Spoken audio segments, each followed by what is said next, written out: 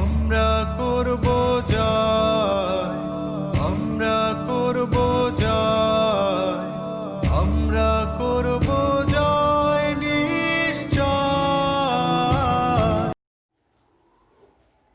Assalamu alaikum. This is Aminul Islam, Assistant Teacher of English, Barhalihi High School.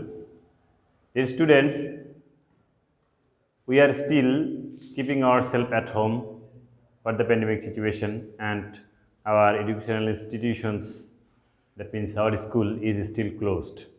So, we are trying our level best to remission this loss through online classes. Hope today's class will help you to learn some new things or some new topics. Dear students, I hope you will enjoy this class. So, today's class is going to be a very interesting class for you. Today's topic, I have already wrote this topic here. Look at the topic.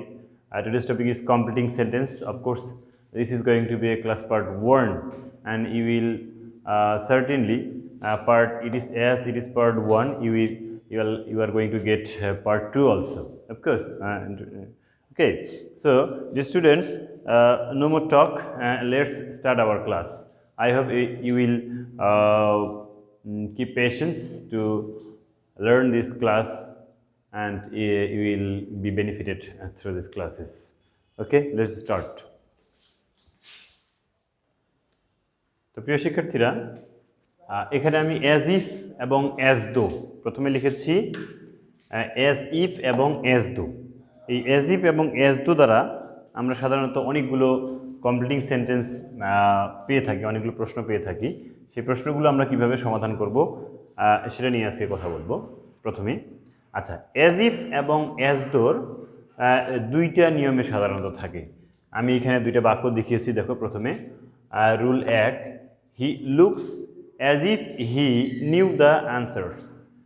আমি আবার বলছি, I repeat, প্রথম বাক্যটা দেখো, হি looks as if হি এখানে আরেকটা জিনিস new, ওকে ঠিক আছে, ইটস অল রাইট। আচ্ছা, he looks as if he knew the answer. নিচেরটাতে দেখো লিখেছি, he looked as if he had known the answers. আচ্ছা, বরাবরের মতো তোমাদেরকে আমি এর আগে পূর্বে অনেকগুলো ক্লাসে দেখিয়েছি যে সাধারণত আমি রুলস মুখস্থ করতে বিশ্বাসী নই। যেমন রুলস মুখস্থ করা অনেক কঠিন একটা বিষয়, এবং এটা মনে রাখাও বেশ কঠিন। কিন্তু যদি আমরা এটা বাস্তব প্রয়োগ ঘটিয়ে আগে ভাষাটা শিখি, তারপরে রুলসটা শিখি, তাহলে এটা যেমন আমাদের জন্য স্থায়ী হবে, এবং পরবর্তীতে যে কোনো সমস্যা সলভ করতে আমরা খুব সহজেই আমরা এই ভাষাটার ব্যবহার করে এটা প্রয়োগ করতে পারবো। আচ্ছা, ঠিক এরকম দেখো, হি looks as if he knew the answers. এখানে আমি প্রথমে যে কথাটা বলবো, তোমরা প্রথমে এই বাক্যটা মুখস্থ করে ফেলবে, এটা এবং এটা, অ্যাজ ইফ এবং অ্যাজ দো দ্বারা এই দুইটা বাক্যই হয়ে থাকে সাধারণত, ঠিক আছে? তাহলে যদি তুমি এই বাক্যটা এবং এই বাক্যটা মুখস্থ করে ফেলো, তাহলে তোমার পক্ষে যেটা সহজ হবে, তুমি যেটা করবে সেটা হলো, আমি এখানে স্ট্রাকচারটা দেখি, এই বাক্যটার স্ট্রাকচারটা কীরকম দাঁড়ায়। প্রথমে আসে কি, subject plus looks, principal verb 1 number ফর্মে আছে, এই জন্য আমি সাধারণত প্রিন্সিপাল ভার্ব PV1 লিখে থাকি। এখানে এস বা ইএস যুক্ত হবে কিনা সেটা তোমার টেন্সের উপর ডিপেন্ড করবে, দ্যাট মিনস টেন্স এবং সাবজেক্টের উপর ডিপেন্ড করবে, ঠিক আছে? এরপরে নিয়ম অনুসারে এখানে আরও কিছু থাকতে পারে, এখানে আমি যেন আদার্স লিখে দিলাম, থাকতে পারে আবার নাও পারে। এরপরে এটা ব্র্যাকেটে দিলাম, ঠিক আছে, থাকতে পারে নাও পারে। এরপরে অ্যাজ ইফ অথবা অ্যাজ দো, আমি এখানে লিখে রাখছি অ্যাজ ইফ অথবা অ্যাজ দো। তোমরা জানো অ্যাজ ইফ এবং অ্যাজ দো একই রকম অর্থ দেয়, ফলে অ্যাজ ইফ অ্যাজ দো যে কোনো একটা ব্যবহার করলেই হবে। এখানে আমি অ্যাজ ইফ ব্যবহার করলাম লেখার সুবিধার জন্য, প্লাস এখানে হি সমান সমান কি, সাবজেক্ট, প্লাস এখানে নো নিউ নন, অর্থাৎ PV2-তে আছে, প্রিন্সিপাল ভার্ব 2 নম্বর পাস্ট ফর্মে আছে, তাই না? তাহলে আমরা এটা লিখতে পারি PV2 প্লাস এখানে আবার দিয়ে দিলাম আদার্স। এইটাও ব্র্যাকেটে রাখলাম, কারণ এটা সবসময় থাকতে পারে আবার নাও থাকতে পারে। আচ্ছা, আমি বলেছিলাম যে যখন তুমি এই বাক্যটা প্রথমে একদম সুন্দরভাবে মনে রাখতে পারবে, তারপরে তোমাদের এই গঠনটা বের করা কিন্তু খুব সহজ হয়ে যাবে, ঠিক আছে? তো প্রিয় শিক্ষার্থীরা, আমি যেমনটি বলছিলাম যে প্রথমে তোমরা এই বাক্যটা খুব ভালোভাবে মুখস্থ করে রাখবে। হি looks as if he knew the answers. এরপরে তোমরা এই বাক্যটার স্ট্রাকচারটা দেখে নিবে। তাহলে সাবজেক্ট, হি হচ্ছে সাবজেক্ট প্লাস লুকস PV1 অর্থাৎ প্রিন্সিপাল ভার্ব 1 নাম্বার ফর্মে থাকবে, এবং অ্যাজ ইফ অ্যাজ দো যে কোনো একটা, এখানে ব্র্যাকেটে দিয়েছি আদার্সটা, কারণ এখানে থাকতে পারে আবার নাও থাকতে পারে। এরপরে মূল যেটা ফর্ম আসতেছে subject, he subject plus new আছে PV2-তে আছে। এরপরে আনসার্স, এটা হচ্ছে আদার্স অন্যান্য, এটা থাকতে পারে আবার নাও থাকতে পারে। আচ্ছা, যখন আমরা এই বাক্যটা মুখস্থ করব তখন আমাদের এই গঠনটা বের করা সহজ হবে এবং এটা স্থায়ী হবে, ঠিক আছে? আচ্ছা, এরপরে রুল 2-তে আমি আরেকটা বাক্য লিখেছি, দেখো, হি looked as if he had known the answers. আমি সাধারণত এই গঠনটা আগে লেখার কথা ছিল, কিন্তু আমি গঠনটা আগে লিখি না, তোমরা জানো। বরাবরের মতো আমরা আগে প্রথমে ভাষার প্রয়োগ শিখব, আগে ভাষা শিখব, এরপরে আমরা এর গ্রামারটা শিখব। ঠিক একই নিয়মে আমি বলেছিলাম যে যদি আমরা আগে বাক্যটা শিখতে পারি, তারপরে এই বাক্যটা কিভাবে গঠিত হয়েছে সেই বাক্যটা আমরা শিখতে পারবো। আমরা জানি যে আমাদের ভাষা এসেছে আগে, তারপরে গ্রামার। গ্রামারের জন্য ভাষা নয়, ভাষার জন্য গ্রামার, ঠিক আছে? তাহলে এই রুলটা যদি প্রয়োগ করো, মানে এই সিস্টেমে যদি তোমরা আগে উদাহরণটা মুখস্থ করে রাখো, তারপরে যদি গ্রামারটা শেখো, তাহলে কিন্তু তোমাদের গ্রামারটা স্থায়ী হবে। অন্যথায় যদি তোমরা আগে গ্রামারটা শেখো, এরপরে যদি তোমরা রুলে যাও, তাহলে এই কাজটা কিন্তু সহজ হবে না, ঠিক আছে? তো প্রিয় শিক্ষার্থীরা, আমি তোমাদের দ্বিতীয় যে রুলটা আছে সেটা স্ট্রাকচারটা একটু দেখিয়ে দিচ্ছি। দেখো, প্রথমে আছে কি সাবজেক্ট প্লাস এখানে আছে লুকড। এখানে লুকড আমরা জানি লুকড পাস্ট ফর্ম এবং পাস্ট পার্টিসিপাল ফর্ম। আমার ভাষায় PV2 এবং PV3 রূপটা একই রকম, যে কারণে আমি এখানে দেখিয়ে দিব। যেমন লুকড, এটা অবশ্যই PV2-তে ধরতে হবে, অর্থাৎ ভার্বের পাস্ট ফর্মে ধরতে হবে, ঠিক আছে? আচ্ছা, এখানে অ্যাজ ইফ দিয়েছি। এবারে আমি বলেছিলাম যে অ্যাজ ইফ এবং অ্যাজ দো দুইটা রুলের ক্ষেত্রে নিয়ম একই রকম। এখানে আমি অ্যাজ ইফ ব্যবহার করলাম, যেহেতু এখানে অ্যাজ ইফ লিখেছি, ঠিক আছে? প্লাস আমি এখানে দেখো আদার্স ব্র্যাকেটে দিয়েছিলাম, এবার কিন্তু আমি আদার্সটাকে অ্যাভয়েড করলাম তোমাদের সুবিধার জন্য, গঠনটাকে ছোট করে রাখার জন্য, ঠিক আছে? এরপরে আমি হি দিলাম এখানে, দেখো, সরি হি না, এখানে আমাদের হি তো হবে না, এখানে হবে সাবজেক্ট। হি হচ্ছে কি একটা সাবজেক্ট, আমরা যেহেতু এখানে গঠন লিখছি, এখানে লিখতে হবে subject plus had plus PV3।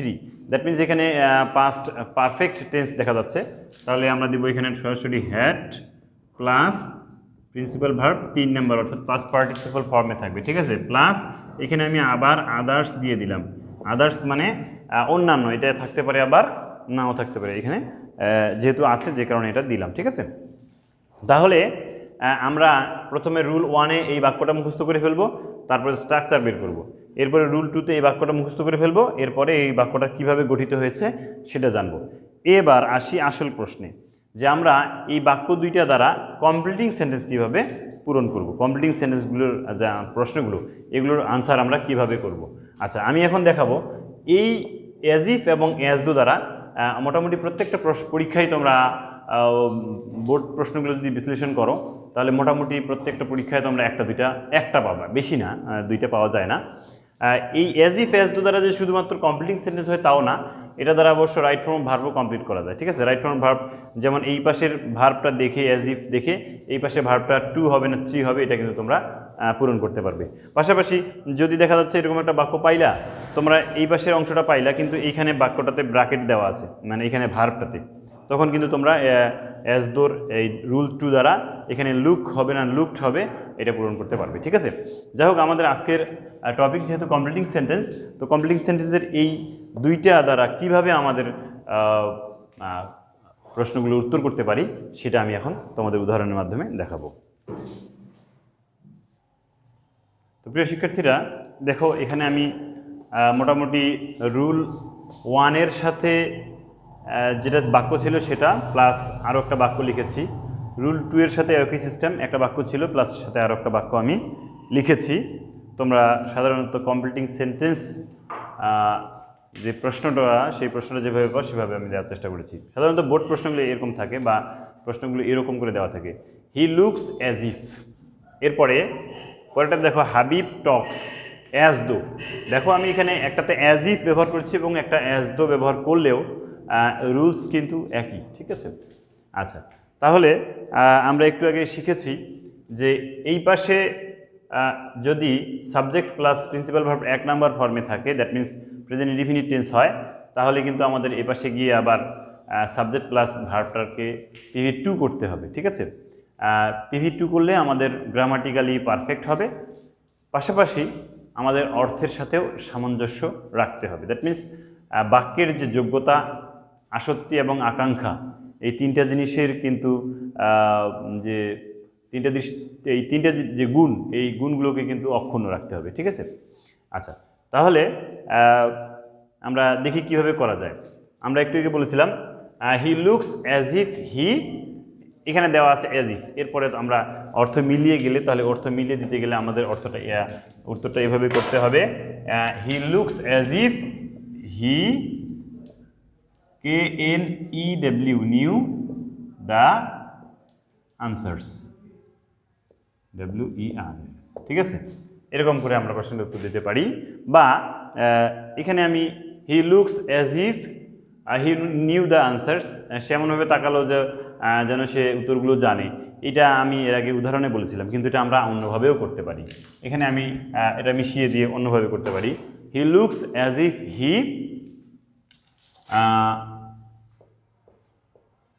Came here BEFOR before, মানে সে এমনভাবে তাকালো যেন এর পূর্বেও সে এখানে এসেছিল, ঠিক আছে। সে এমনভাবে দেখে যেন সে এখানে এর পূর্বেও এসেছিল। বাংলা আমি বলছি না, তাহলে আমরা গ্রামাটিক্যালি এটাও কিন্তু ঠিক আছে, হি looks as if he came here before, ঠিক আছে। এটাও উত্তর কিন্তু পারফেক্ট হবে এবং অর্থের সাথে সামঞ্জস্য থাকবে। এরপরে দেখো Habib talks as if, Habib এমনভাবে কথা বলে, বাংলা যদি আমরা না বলি তাহলে আমাদের রুল 1-এর নিয়ম অনুসারে এটাতে এই হাবিব একটা সাবজেক্ট নিতে হবে, নিয়ে ভার্বটাকে 2 নাম্বার ফর্মে দিলেই কিন্তু আমরা আমাদের গ্রামাটিক্যালি বাক্যটা রাইট হবে এবং অর্থটা মিলিয়ে রাখতে হবে। যেমন Habib talks as if, Habib এমনভাবে কথা বলে যে, আমি দিতে পারি, এখানে আমি একটু মিশিয়ে দিই, Habib talks as if he became, দিলাম আমি BECAM, বিকেম এ ডক্টর, ঠিক আছে। দেখো হাবিব এমনভাবে কথা বলে যে সে একজন ডক্টর হয়ে গিয়েছে, এরকম ডক্টর হয়ে গিয়েছিল, এরকম লেখা যেতে পারে। অথবা আমি এখানে কাম, এখানে কেম, যদি তোমাদের মনে হয় যে এখানে কাম এবং বিকেম, কাম বিকাম এই ধরনের শব্দই শুধু ব্যবহার হবে নাকি অন্য শব্দও ব্যবহার করতে হবে, তাহলে এটা ভুল ধারণা। আমি দেখো এটাকে আমরা অন্যভাবেও করতে পারি, যেমন Habib talks as if he did the work, মানে হাবিব এমনভাবে কথা বলে ডিড দ্য ওয়ার্ক, আমাদের এটাও কিন্তু গ্রামাটিক্যালি রাইট এবং অর্থের সাথে সামঞ্জস্য থাকবে, ঠিক আছে। সে এমনভাবে কথা বলে যেন সে নিজেই কাজটি করেছে বা সে কাজটি করেছে, অথচ সেখানে দেখতেও আসে নাই, মানে এটা একটা মানে মেন্টাল থট আর কি, জাস্ট আমি বোঝানোর জন্য এটা দিলাম, ঠিক আছে। তাহলে আমরা এভাবে করে রুল 1-এর যে শূন্যস্থানগুলো, এগুলো আমরা এভাবে করে পূরণ করতে পারি। এরপরে দেখো হি লুকড অ্যাজ ইফ হি, আমি বলেছিলাম যে একটা বাক্য মুখস্থ করতে, সেটা এটাই ছিল, he looked as if he knew he had known the answers.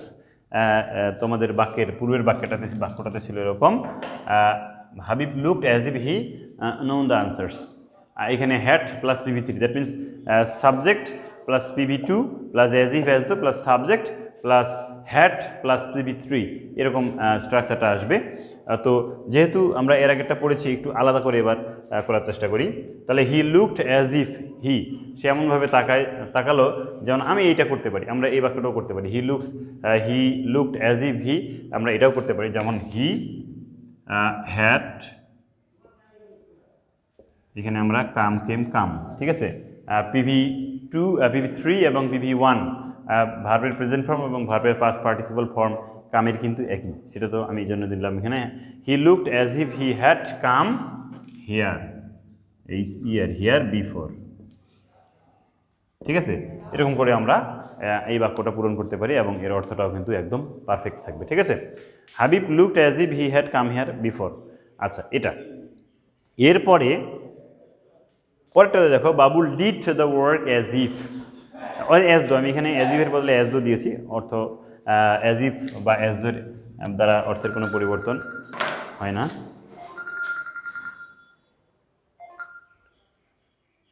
As if as দোর দ্বারা অর্থের কোনো পরিবর্তন কিন্তু হয় না, ঠিক আছে।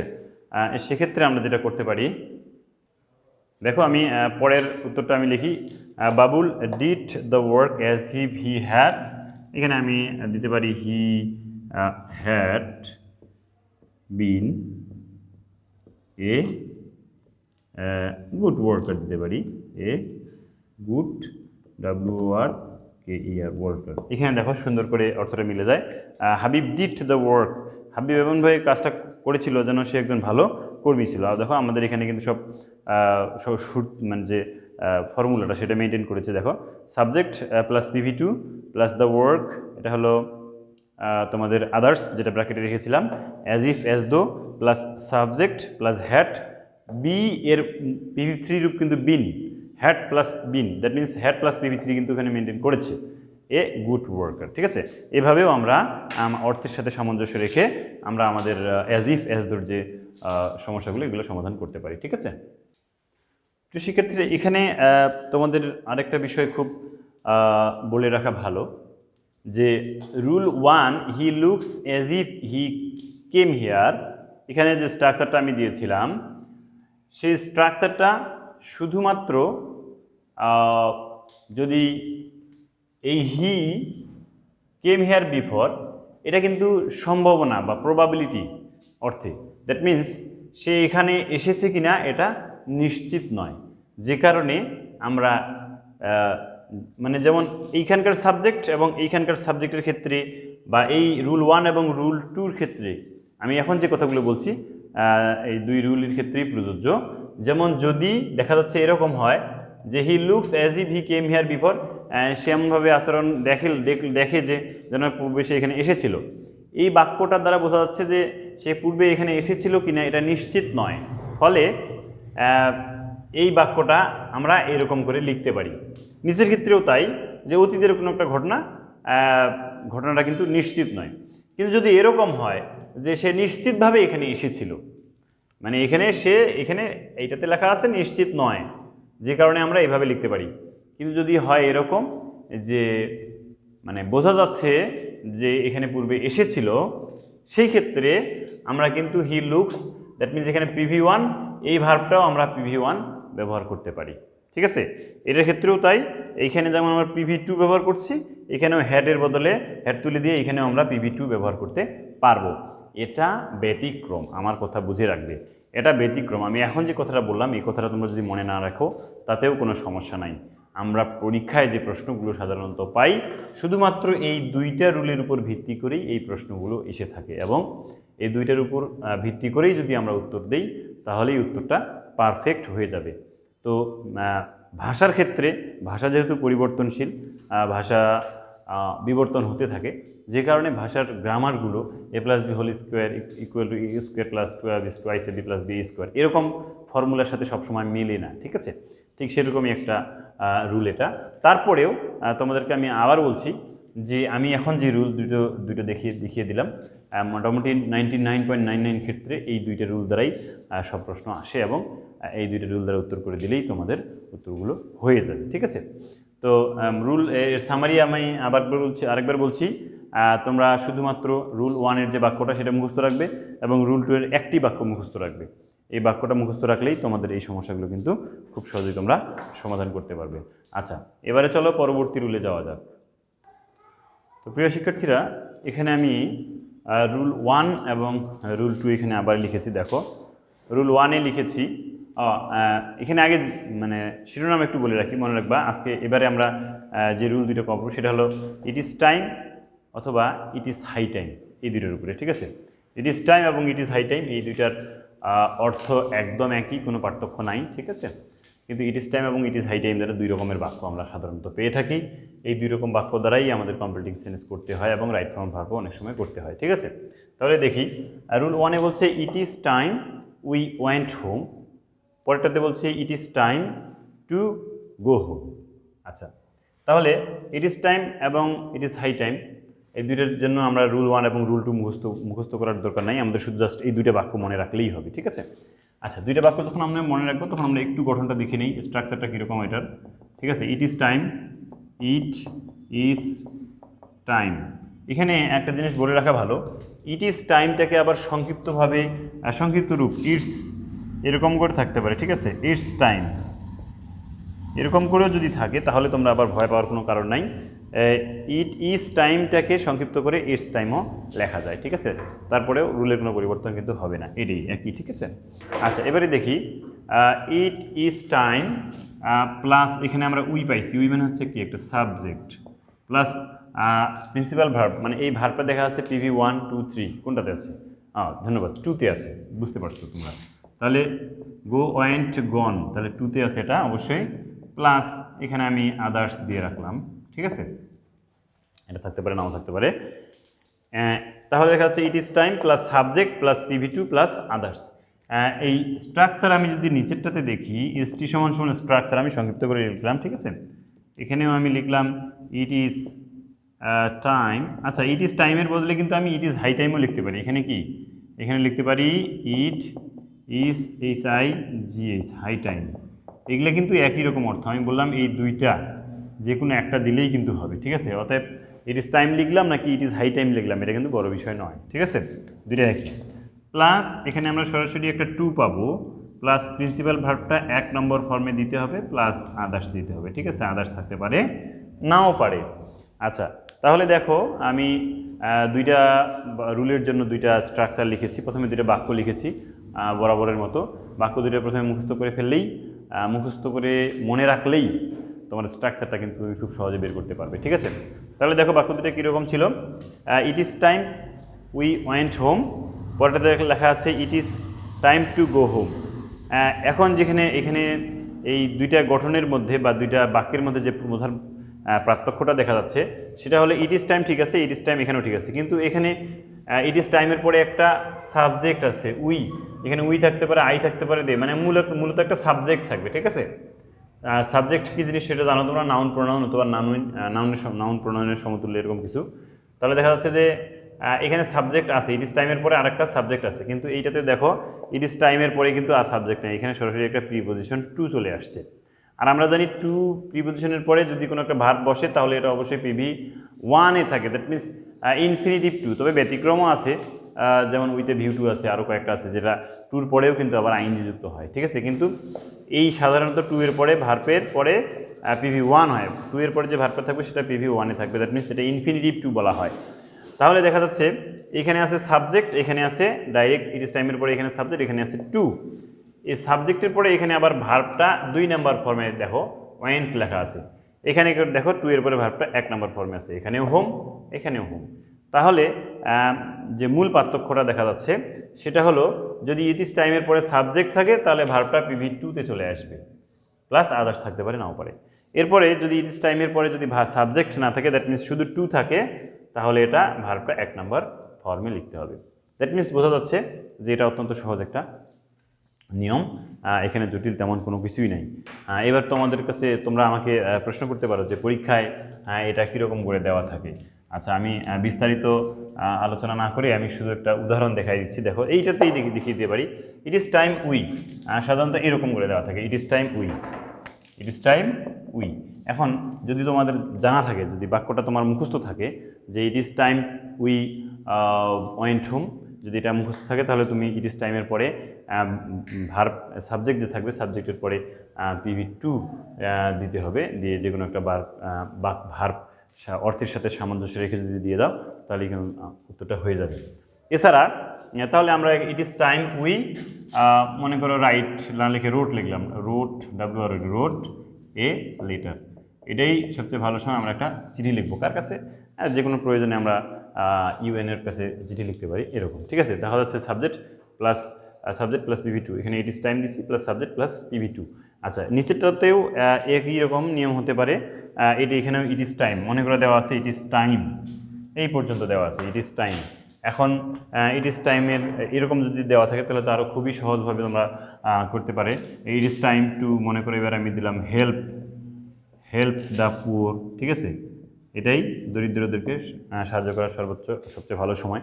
আচ্ছা, কোনো কোনো ক্ষেত্রে দেখা যায় কমপ্লিটিং সেন্টেন্সে ইট ইজ টাইম দেওয়া আছে, কিন্তু এই পর্যন্ত দেওয়া নেই, ইট ইজ টাইম শুধু দেওয়া আছে, ইট ইজ টাইমের পরে এটা পুরোটাই গ্যাপ দেওয়া আছে, ঠিক আছে। এটার ক্ষেত্রেও এরকম হতে পারে, ইট ইজ টাইমের পরে পুরোটাই গ্যাপ দেওয়া আছে। যদি ইট ইজ টাইম দেওয়া থাকে এবং পুরোটাই যদি গ্যাপ দেওয়া থাকে, তাহলে এটা তোমাদের জন্য আরও একটা সহজ হলো। তোমরা দুইটা রুলসের যে কোনো একটাতে প্রয়োগ করে এটা কমপ্লিট করতে পারো। যেমন ইট ইজ টাইমের পরে যদি টু দিয়ে দাও, তাহলে ভার্বটা 1 নম্বর ফর্মে দিতে হবে।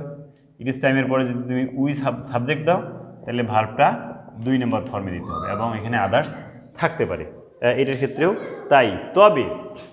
তবে একটা কথা আছে, সেটা হলো যদি ইট ইজ টাইম এর পরে শুধু ইট ইজ টাইম দেওয়া থাকে, তাহলে যেহেতু দুইটা রুলই তোমরা এখানে প্রয়োগ করতে পারবে, তবে আমার পরামর্শ থাকবে তোমরা এটার ক্ষেত্রে অবশ্যই subject plus PV2, that means two plus ভার্বের সাথে এই রুলটাতে এইটাতে না গিয়ে তোমরা এইটা প্রয়োগ করবে, ঠিক আছে। শুধুমাত্র যদি ইট ইজ টাইম দেওয়া থাকে, তাহলে তোমরা এরপরে আবার সাবজেক্ট প্লাস PV2 দিয়ে একটা মানে অর্থ সামঞ্জস্য হয় এরকম একটা বাক্য গঠন করে দিলেই কিন্তু এটা হয়ে যাবে। তো প্রিয় শিক্ষার্থীরা, আজকের ক্লাস এ পর্যন্তই। আশা করি তোমরা বাসায় ভালো থাকবে এবং নিরাপদে থাকবে, পাশাপাশি যে আমাদের মাদকের প্রভাব থেকে দূরে থাকবে। তোমরা তোমাদের বাবা মার কথা মেনে চলবে, এবং যে সকল খারাপ কাজ আছে সেগুলো থেকে তোমরা নিজেদেরকে দূরে রাখবে, এবং আত্মনিয়ন্ত্রণ ক্ষমতাকে তোমরা বৃদ্ধি করবে। আত্মনিয়ন্ত্রণ ক্ষমতার সবচেয়ে ভালো উপায় হচ্ছে সেলফ রিলায়েন্ট, মানে আত্মমূল্যায়ন, যেটাকে আত্মসমালোচনাও বলতে পারি আমরা। আত্মসমালোচনা করবে, তাহলেই তোমাদের কাজগুলো সুন্দর হবে। তো তোমরা নিরাপদে থাকো, ভালো থাকো, এই কামনায় আজকের মতো এখানেই শেষ করছি। আসসালামু আলাইকুম, আল্লাহ হাফেজ।